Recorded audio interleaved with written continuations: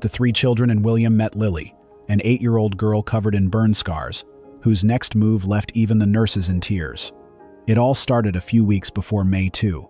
As Princess Charlotte was about to celebrate her 9th birthday, this birthday was different because it wasn't something most 9-year-olds could imagine, let alone a member of the royal family. When the children of the Princess of Wales knelt before the altar, even the candles seemed to tremble. Also, the chapel was small, tucked between ivy-covered stone walls in a quiet village just outside Windsor. It had no gold-gilded ceilings, no royal banners, only the scent of old wood, incense, and the stillness of prayer. And yet, on that rainy Tuesday morning, it became the most sacred place in the kingdom, because that was where 3 children, Charlotte, George, and Louise, lit candles and whispered a prayer that millions would come to recognize.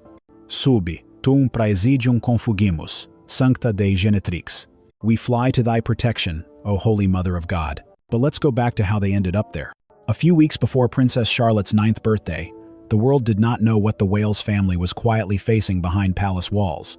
The headlines were still focused on ceremonial appearances, handshakes, and speculation about Camilla's absence from public view. But inside the family, something had shifted, something sacred and terrifying. Catherine had been diagnosed with cancer. It was caught early, but it required treatment. Intensive, immediate, and private. William, known for his stoic composure, had gone silent for 2 full hours after the doctors gave their assessment. Then, without a word, he booked a private car. And he drove his 3 children not to a press event, nor to their grandmother's Windsor residence, but to a place almost forgotten by time, Street Thomas of the Heart, a hidden Catholic chapel known only to a few. It wasn't random. This chapel had once been a quiet refuge for 2 young boys named William and Harry in the weeks following their mother, Princess Diana's death. And inside its weathered stone corridors lived someone who had comforted them in ways words never could. Sister Agnes, a nun now in her late 80s, who walked with a cane and spoke like sunlight, soft, warm, and full of truth. Sister Agnes opened the doors before William even knocked. "I wondered when the wind would bring you back," she said gently. The children had never met her. But George instinctively stepped forward. Can we pray here?" "You already are," she smiled. And so they did. Charlotte lit a candle, first hands trembling, eyes fierce. Louise followed, eyes wide with the solemnity of it all. George took the longest, not because he hesitated, but because he bowed his head and whispered something that Sister Agnes would later write in her diary. "Please don't let us lose her, like Daddy lost Grandma Diana." They prayed not like royals, but like children, earnest, fragile, brave. Together, they recited the words Sister Agnes had once whispered to William during his own grief. "Holy Mary, Mother of God, pray for us sinners, now and at the hour of our death. Amen." And then they sat in silence. After a time, Sister Agnes placed her wrinkled hand over Charlotte's. "I see your heart is full, little one, not just with fear but with something greater. Tell me." Charlotte whispered, "I want to do something for someone else, not for me." "And a fru. Then you are already walking the path your mother walks," Sister Agnes said. That afternoon, Sister Agnes and William took the children somewhere unexpected, not back to the palace, but to Royal Manchester Children's Hospital, where Catherine was undergoing her 2nd round of treatment under a quiet veil of privacy. They did not wear tiaras or sashes. No one carried cameras. They wore jeans, soft coats, and nervous smiles. The hospital had closed off a wing for Catherine's comfort, but she insisted the children visit another part of the building first, the pediatric recovery wing. There, in that sterile corridor with faded rainbow murals and the faint scent of hand sanitizer, something extraordinary happened. The Wales children met Lily. She was 8 years old. Her skin bore the remnants of a house fire. Her arms were wrapped in gauze, her face partially scarred. But her eyes were alive. Charlotte paused in the doorway. George shifted protectively beside her. Louise clutched the edge of his sleeve. Lily looked up, a pencil in her hand, sketching a floppy-eared dog. Her bandages made the lines wobbly, but the determination was clear. "Is that your dog?" Charlotte asked. Lily shook her head. "I just draw them. I like dogs." Charlotte smiled. "I have one. Her name is Orla. I can't ever get the ears right." Lily grinned. "Me neither." The conversation was simple, but what followed was anything but, because when Charlotte returned to that room a second time, after retrieving a scarf she had forgotten, she overheard something that would change her birthday and Lily's life forever. Lily's parents were quietly discussing a second surgery she needed but could no longer afford. The skin grafts hadn't fully taken. Time was running out. Charlotte stood there, scarf in hand, frozen. She didn't cry. She didn't run. She prayed, "Please God, let me help her." When Princess Charlotte stepped out of Lily's hospital room that afternoon, her scarf clutched tightly in one hand. Something inside her had changed, not like a dramatic awakening, but like the closing of a lock around a key. She walked back to where William and her brothers waited near the elevator, her steps small, silent. She didn't speak on the ride home. Even George, usually quick to break tension with jokes, sat quietly beside her. Louis, too young to grasp everything, leaned against the window watching trees blur past. Catherine was resting that evening, tired but stable. The children had been told not to disturb her after sunset unless absolutely necessary, but Charlotte wasn't thinking in terms of rules. She wasn't thinking like a child anymore. When the house had quieted and the light from the drawing room flickered against the old portraits of past sovereigns, Charlotte approached her mother. Catherine looked up, surprised but not unkind. "Did you forget something, darling?" she asked gently. Charlotte shook her head. "I know what I want for my birthday," she said. Catherine sat straighter, putting her reading aside. "You do?" "Yes," Charlotte replied, her hands twisting in the hem of her sleeve. "I want to help Lily. I want to pay for her surgery. All of it." The silence that followed was not confusion, it was weight. It was the kind of silence that parents know means their child has stepped into a deeper awareness of the world, the kind that cannot be undone. Catherine stood, crossed the room, and knelt in front of her daughter. "You heard something," she said softly. Charlotte nodded. "I didn't mean to listen," she whispered. "But I did. They were scared. Her mum was crying. They don't know how they'll pay for it. And she's only 8, Mummy, just like me." Her voice did not break, but her eyes shimmered. "She draws even though it hurts. She smiles even when she's scared. She said she was lucky, but she needs help." Catherine touched her daughter's cheek, brushing a strand of hair aside, the same gesture she had made 100 times, but this one lingered. "That's a beautiful thing to want," she said quietly. "But this is a very big decision." "I know," Charlotte replied. Catherine studied her, seeing not just a little girl, but someone becoming more than a title, more than a name. Someone stepping into purpose. "Can it be from me?" Charlotte asked. "Not from you, not from Papa, just me." Catherine smiled. "It can." The next morning, while the palace kitchen staff prepared Charlotte's favorite breakfast, strawberry toast with clotted cream, William and Catherine met privately with their financial advisor. Within 24 hours, a discreet donation of £39,000 was made to the surgical fund at Royal Manchester Children's Hospital, earmarked specifically for Room 12. The money would cover Lily's next skin graft procedure, post-operative care, and months of physical therapy. No press release, no photo ops, just a quiet line in an internal hospital ledger. The only clue was a small envelope that arrived at Lily's bedside 3 days later. Inside was a sketch of a dog with crooked ears, drawn in pencil. On the back, the handwriting was neat and clear. "Keep drawing, Lily. I believe in you. With love, Charlotte." Lily's mother cried when she read it. Her father simply held it, stunned. When Lily asked where it came from, her mother replied, "Someone very kind." But Lily already knew. "She came back," she whispered, clutching the card. "I knew she would."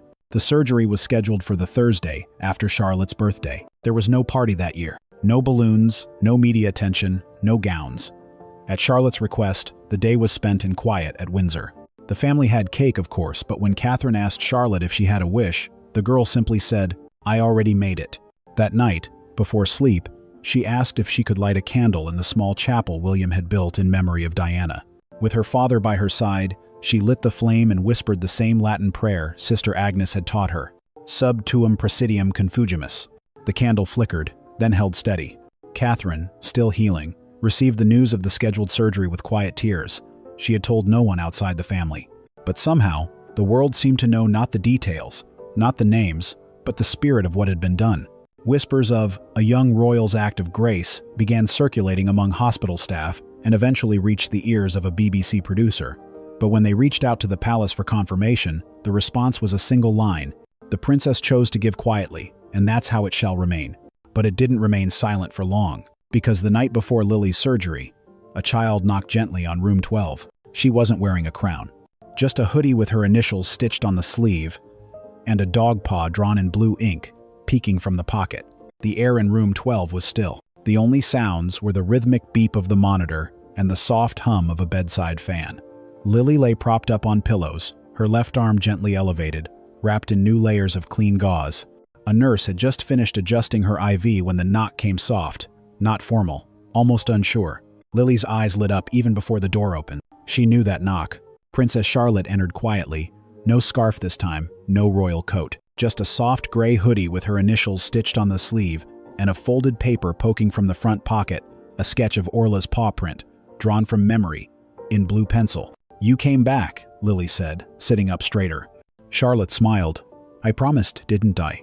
There was no announcement, no bodyguards hovering, no protocol checklist. Catherine and William had driven her quietly from Windsor after school. Catherine stayed in the hallway, allowing Charlotte this moment not as a royal, but as a friend.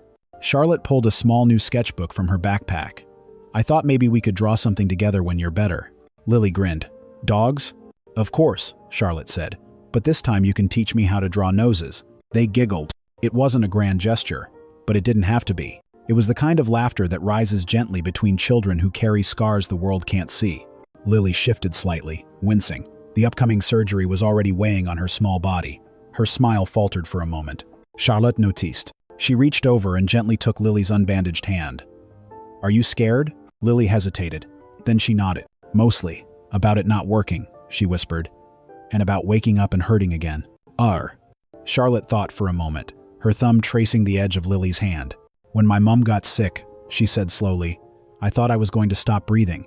It felt like there was too much air and not enough space in my chest." Lily looked at her, surprised. "Your mum?" Charlotte nodded. "She's still getting better. That's why we came to the hospital first. Not just to see you. We came for her." "And is she okay now?" "She's strong," Charlotte said. "She says healing takes time, and prayer, and people who don't let you do it alone." Lily blinked slowly, holding back tears. "Are you scared too?" "Yes," Charlotte said softly. "But I'm also something else." "What?" "Hopeful." They didn't say anything after that for a while. They just drew. 2 girls, 1 sketchbook, and a page that slowly filled with oddly shaped paws and crooked tails. At one point, Lily leaned over and added something to Charlotte's dog, a single heart on the collar. Charlotte looked at it and smiled. "Yours needs one too," she said, adding the same to Lily's drawing. Just outside the room, Catherine stood beside Sister Agnes, who had been invited by William to accompany them. The nun watched through the door's small window, her face unreadable. But when she spoke, her voice was steady. "They're stronger than we ever were," she said. Catherine turned to her. "Do you believe that?" Sister Agnes smiled. "I do, because they don't wear their pain like armor. They wear it like grace." Inside the room, Charlotte looked at the wall clock. "I should probably go. You need sleep for tomorrow." Lily nodded, a flicker of fear returning to her eyes. Charlotte stood, then leaned over and whispered, "When they put you to sleep, imagine we're still drawing. That we never stopped." "I will. Iman." She gave Lily a careful hug, a real one, not a royal one. Then I turned to go. Before reaching the door, Lily called out, "Charlotte?" "Yeah?" "You think? Maybe one day I could come visit you?" Charlotte didn't hesitate. "I'll draw you a map to the palace." Lily grinned. "Make sure the noses are better this time." Charlotte laughed. Then she stepped out, back into the hallway, into Catherine's arms, and into the long night ahead. Back in room 12, Lily clutched the sketchbook to her chest. Tomorrow, she would face something painful and unknown. But tonight, she had been reminded of something even stronger, that she was not alone. The morning of Lily's surgery began with overcast skies and unusually heavy silence in the pediatric wing of Royal Manchester Children's Hospital. Nurses moved with measured urgency. Monitors were double-checked, clipboards reviewed. In room 12, Lily sat upright in her hospital bed, a faint blush on her cheeks from the pre-op medication. Her fingers, the few not wrapped in gauze, fidgeted with the edge of the sketchbook Charlotte had given her the night before. A nurse came in and offered a smile. "It's time, sweetheart." Lily nodded. Her parents flanked her as she was wheeled through the corridor. No cameras, no noise, just soft footsteps and a whisper of prayer from her mother, who quietly repeated the Hail Mary beneath her breath. "Holy Mary, Mother of God, pray for us sinners now and at the hour of our death." When Lily disappeared behind the double doors of the operating theater, her mother collapsed into her husband's arms. But they weren't alone. Downstairs, in a small waiting area hidden from the main press corridors, Charlotte sat between her parents, her hands folded tightly in her lap, her back straight, her mouth unmoving. She had begged to return. "I don't want to play or paint today. I just want to be near her," she'd said. William had hesitated. Catherine, still pale from her own treatment, had simply said, "She understands something now, something I can't teach, only witness." "M8? Charlotte stared at the chapel window across from the waiting area. Her lips moved, silently repeating a line she'd whispered many times in the last few weeks. Sub tuum presidium confugimus. It had been less than a month since she first lit that candle at St. Thomas of the Heart. But now, the prayer didn't feel like a question. It felt like a rhythm. George and Louise had stayed home this time. But Charlotte needed to see this through not just as a friend, but as a believer. In Lily. In God. In the idea that compassion could be stronger than pain. The surgery took 5 hours. Each hour felt like stone pressed onto Catherine's chest. She didn't speak, didn't check her phone, just held Charlotte's hand. Occasionally, Sister Agnes, who had joined them again, at Charlotte's quiet request, would whisper a verse from the Psalms. He will cover you with his feathers, and under his wings you will find refuge. Charlotte didn't cry. She just nodded. At the end of the 5th hour, the hospital administrator, the same man who had processed the anonymous £39,000 donation, entered the room. He didn't speak right away, just smiled gently and sat across from Charlotte. "It worked," he said. "The graft has taken. The surgeons are pleased." The silence that followed was not shock. It was relief unspoken, the kind of release that makes your lungs fill for the first time in hours. Catherine exhaled. William lowered his head in prayer. And Charlotte? She smiled, a small, knowing smile. "She'll draw again," she said quietly. The administrator nodded. "She'll need therapy, of course. It will take time, but she'll heal." Charlotte leaned into her mother's side. "I want to see her when she wakes up." "You will," Catherine said, her voice thick. "You will." Hours later, when Lily stirred from anesthesia, the first thing she asked for wasn't water.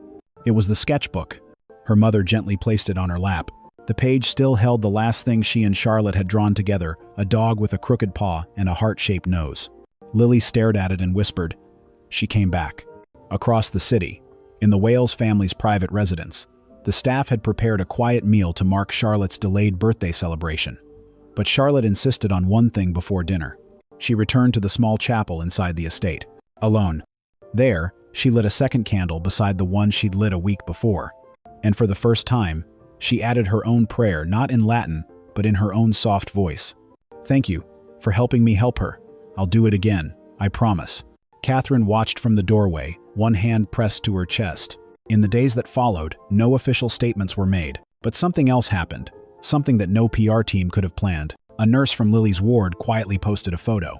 It showed Lily weeks later, sitting upright, a soft bandage still on her arm, holding the sketchbook and smiling gently. The caption read, "Two little girls, one small act of kindness, a new chapter." It went viral. People didn't need to know everything. They knew enough. Recovery is often the quietest form of courage. In the weeks following her surgery, Lily moved slowly. At first, her arm could barely bend. Then, one morning, she managed to lift a spoon. Another day, she brushed a strand of hair away from her eyes without help. Her mother wept when she saw it, not because it was perfect, but because it was possible. And through it all, the sketchbook stayed beside her bed. Page after page began to fill again. Dogs with floppy ears, a small girl with a hoodie, a tiara on a stick figure, drawn not with pomp, but playfulness. And in the margins, small notes written in wobbly cursive. "Don't stop drawing. She believed in me. Oh, when I hurt, I draw her hand holding mine. She said healing takes time, so I'm giving it time." By the 3rd week, Lily had regained partial use of her left hand. Her physical therapist called it miraculous. But Lily had a different word for it. Charlotte. One afternoon, as she was drawing a dog named Lucky with a crooked tail, Lily turned to her parents and said something that would shift the story forever. "I want to tell people, not just about the fire, but about her." Her mother blinked. "You mean Charlotte?" "Yes."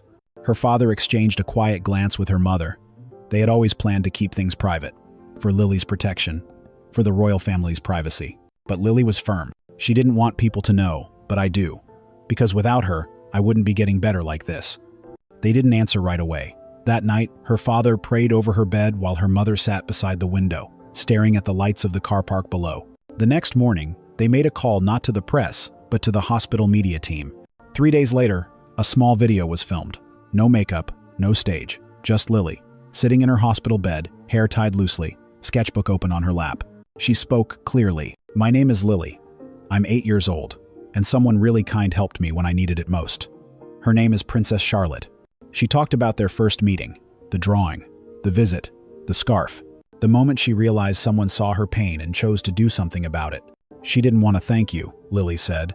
"She didn't ask for anything. She just wanted me to get better." The video was short, just under 3 minutes, but it spread like wildfire. Within 4 hours, it had crossed 100,000 views. Within 12, it had reached 1 million. The comments flooded in. This brought me to tears. Kindness from someone so young is a gift. Diana would be proud. Charlotte is her echo. You don't need a crown to act like a queen. And then, predictably, came the doubts. Publicity stunt. Where were they when other kids needed help? This is all for approval ratings. But they were drowned out not by royal press releases, but by other families. Mothers who had lost children to burns. Fathers who had mortgaged their homes for therapy. Nurses who wrote, "We were there. This wasn't staged. She stayed. She held her hand. She meant it." He sprang. No official response came from Kensington Palace. Catherine politely declined interview requests. William, when asked at a veterans fundraiser, only smiled softly and said, "Sometimes the smallest voices carry the most truth." But someone else did respond, not with words but with presence. That Sunday morning, a black car pulled into the hospital courtyard. No fanfare, no press vans, just Sister Agnes, wrapped in a charcoal shawl, and Charlotte beside her holding a small white envelope. They entered through the back, escorted by a nurse. No one took photos. No one announced them. Charlotte walked into room 12, just as Lily was finishing another drawing this time. A chapel with 3 candles inside, one labeled Hope, one Healing, and one simply, See. Lily looked up, startled. "You saw the video?" she asked. Charlotte nodded. "I did. I meant every word," Lily said. Charlotte smiled. "I know." She handed her the envelope. Inside was a card hand-drawn, like before. A dog, this time, with wings. And underneath, "For when you can't draw, just remember you already created a miracle." That night, the photo of the 2 girls' arms around each other, sketchbook between them, was quietly shared by the hospital's internal newsletter. It wasn't supposed to go viral, but it did. And not because it was polished, but because it was real. Weeks after Lily's video touched the world, the story refused to fade. It wasn't just a trending moment. It had become something quieter, deeper. Teachers began showing the video in classroom. Faith leaders across denominations quoted the girl who had whispered, "She believed in me." Parents spoke about it at kitchen tables. Grandmothers shared it over tea. One Sunday, at Westminster Abbey, a preacher paused his sermon and said, "We talk so often of crowns and kingdoms, but sometimes a kingdom is revealed in a single act of kindness by a child." That same week, something unexpected happened. The Archbishop of Canterbury delivered a televised homily on BBC One. It had been scheduled as a Lenten reflection, but the final portion changed. Let us speak today of Princess Charlotte. A child born into privilege, yes, but who used her privilege to carry another, to give quietly, to embody the gospel not through word, but through presence. He paused. The church speaks often of the laying on of hands, but sometimes the smallest hands anoint without oil, and the crown they place is unseen but everlasting. Across the UK and beyond, the praise was immediate but not political. It was personal. It was human. King Charles, still recovering at Balmoral, did not issue a formal statement, but palace aides confirmed he had requested a full transcript of Lily's video. He read it twice. 2 days later, something quiet but profound occurred. Charles, in a private visit to the chapel at Sandringham, placed a small bronze votive stand beside the altar. Engraved in Latin, "Qui amat in silentio, regnat in aeternum." She who loves in silence, reigns forever. No announcement, no photos, but Sister Agnes, who had once comforted the king's sons after Diana's death, noticed it and wept. And Catherine? She returned to St. Thomas of the Heart alone this time. The chapel was exactly as she remembered it. No security, no staff, just the soft creak of old wooden pews and the faint smell of beeswax from candles burned too low. She knelt where her children had once prayed, closed her eyes, and whispered, "Thank you, not just for healing, not just for Lily, but for the seed of strength that had taken root in her daughter." At that very moment, across town, Lily took her first unaided step in therapy. Her left arm, once stiff with pain, now rose slowly to meet a therapy band. When the therapist asked her what she wanted to do with her new strength, she said without hesitation, "I want to be like Charlotte. I want to help someone like she helped me." The palace never released a photo of the final meeting between the 2 girls. But it happened. On a spring afternoon, Charlotte arrived once more at the hospital, a folded piece of paper tucked into her hoodie pocket. It was not a drawing. It was a note. "For when you're better, let's draw someone else's miracle next." Lily took it, hugged her. Neither said much. They didn't need to. But just outside, a journalist from a children's publication happened to be walking past. He didn't recognize Charlotte at first. He only saw the 2 girls and the nurse standing with them. and what he captured from a respectful distance was one photo. Charlotte, her hoodie hood half slipped back, head bent to help Lily with a pencil grip. No crowns, no titles, just one child guiding another. The image went global. Even American networks, so often consumed with the glitz of monarchy, ran the story. CNN titled their segment, "The Girl with the Sketchbook, How One Royal Healed with Her Hands, Not Her Name." Fox News was blunter. If Diana had a spiritual heir, it's Charlotte. For the first time in months, British public sentiment shifted decisively. Polls shown 85% of respondents believe Charlotte should be recognized for her quiet philanthropy. 71% said this story had restored their belief in royal service. 92% of young people, aged 10-18, said Charlotte had inspired them to do something kind for someone else. But for Charlotte, none of that mattered, because one morning, while walking with Catherine in the garden at Windsor, she said something that brought tears to her mother's eyes. "I don't want to be famous for doing something nice. I just want to keep doing it, even if no one sees." Catherine knelt, looked her in the eye. "That," she said, "is how queens are born." That spring, Charlotte received a handwritten letter. It bore no return address, only the wax seal of a royal archivist. Inside was a folded parchment, a note written years earlier by Queen Elizabeth II herself, tucked among her private codicils and reflections, meant for a future she wouldn't live to see. It read, "The crown is not just passed down through blood or law. It is earned in moments when no one is watching. One day, a young girl will carry it not on her head, but in the way she steps toward pain and does not look away. If you find this, know that I saw her coming." Charlotte never showed it to anyone. She simply folded it carefully, placed it inside her sketchbook, and drew a single candle next to it. That evening, she lit one again at the family chapel. And this time, the prayer was simple. No Latin, just faith. "Please help me find the next Lily." Oh? And somewhere, someone's miracle began.